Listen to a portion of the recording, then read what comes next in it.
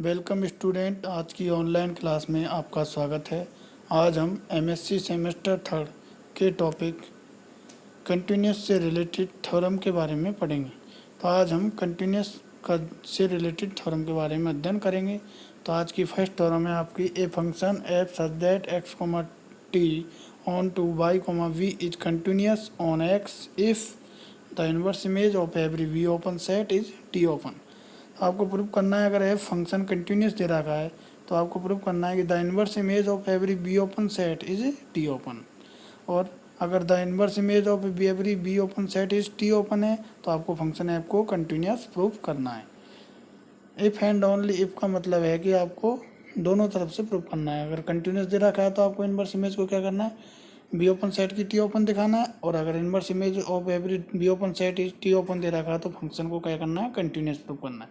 तो आप प्रूफ देखें, सबसे पहले हम कंटिन्यूस लेके चलेंगे और inverse image of every B open set is T open prove करेंगे। तो let F is continuous on X, let H be any B open subset of Y, then prove that F inverse H is T open. तो H be any B open subset of capital Y, then prove करेंगे कि inverse image तो F inverse H is T open.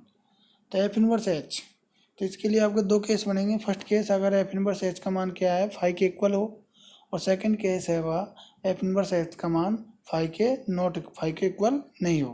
तो first case देखें, now if f inverse h equal to five, चूँकि five क्या होता है, ओपन होता है, तो then it is obviously t open. So let f inverse h not equal to five, then there exist small x.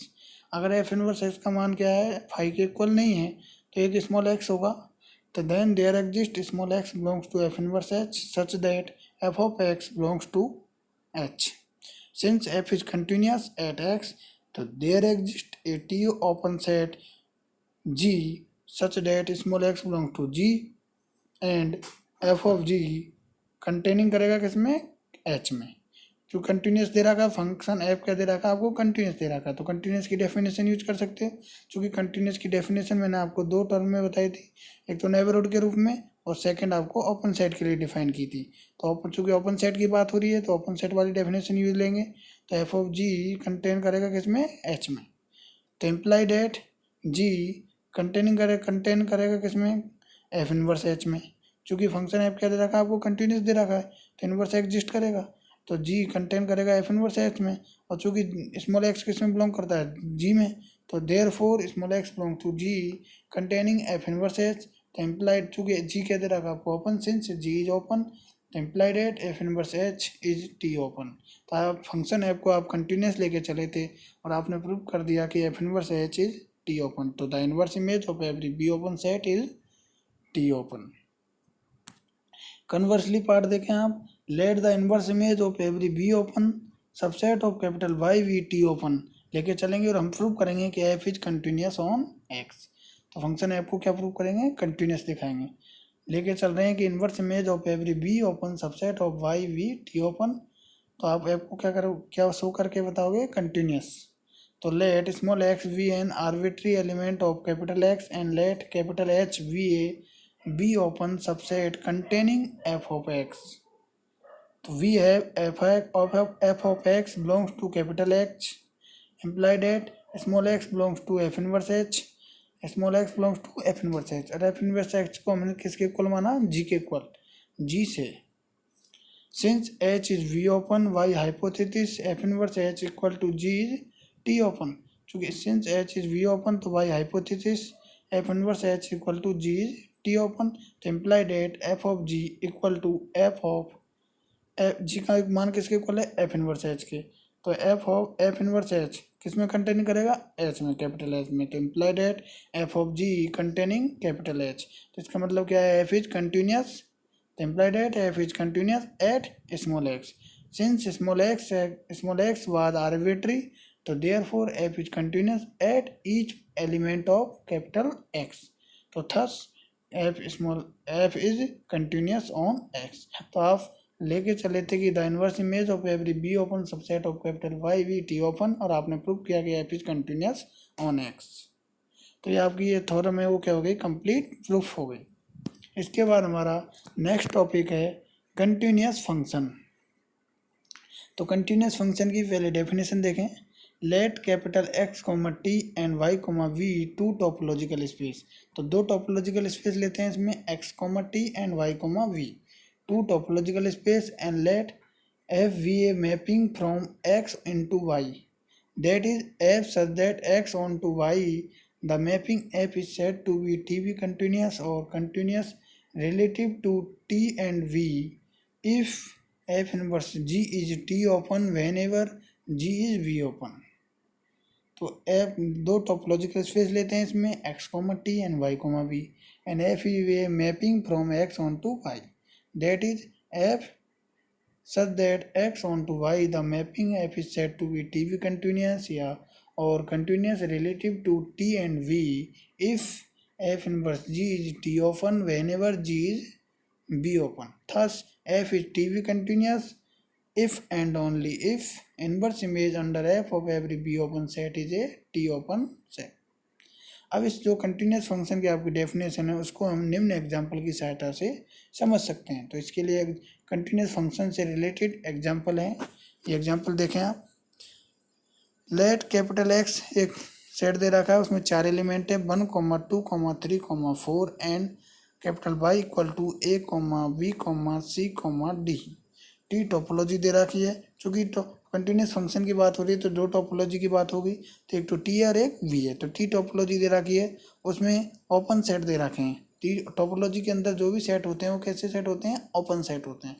तो उसमें सेट के रूप में होते हैं, तो 5, 1 सिंगल टन एलिमेंट दे रखा है, इसके बाद दूसरे सेट है, अगला सेट है उसमें 2 एलिमेंट दे रखे हैं, 1, 2, अगला सेट है उसमें 3 एलिमेंट दे रखे हैं, 1, 2, 3 and capital X. And B topology दे रखी है, उसमें से वो सेटों का कलेक्शन होती है, सेटों का कलेक्शन है 5, ए, बी, अगला सेट उसमें 2 एलिमेंट है, ए, बी, फिर अगले सेट में 3 एलिमेंट है, b, C, d and Y.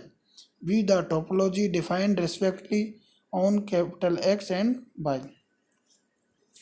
Let f be a function from x to y defined by f equal to 1, v, 1 जो एलिमेंट है उसका प्रतिबिंब क्या प्राप्त हो रही है, इमेज क्या प्राप्त हो रही है आपको, b, 2, c, f of 2 equal to c, and 3, d, f of 3 equal to d, and 4, c, f of 4 equal to c। तो 4 एलिमेंट उसकी इमेज क्या है, c है। And the function g from x to y defined by g equal to 1, a, 2, a, 3, c, 4, d।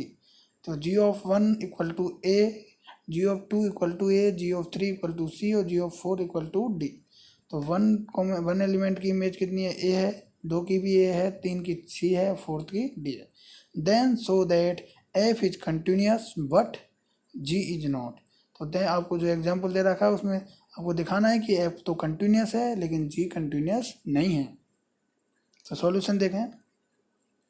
तो the inverse image of v open set under F are, the inverse image of v open set under F are, तो inverse image लें v open set under F are, F function की बात करें तो inverse image क्या आनी चाहिए, which is T open आनी चाहिए।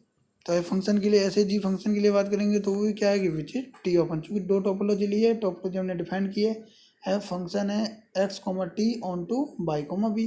तो inverse image of B open set under F are F inverse by, तो F inverse by equal to किसके है, चूँकि एफ इनवर्स बाई का मान देखें आप, किसकी बात हो रही है, एफ इनवर्स बाई।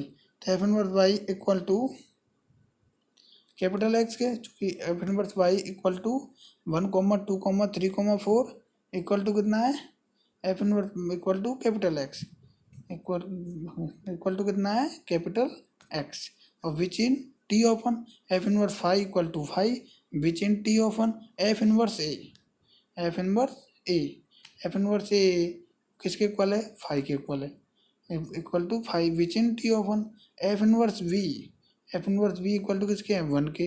तो which in T open F inverse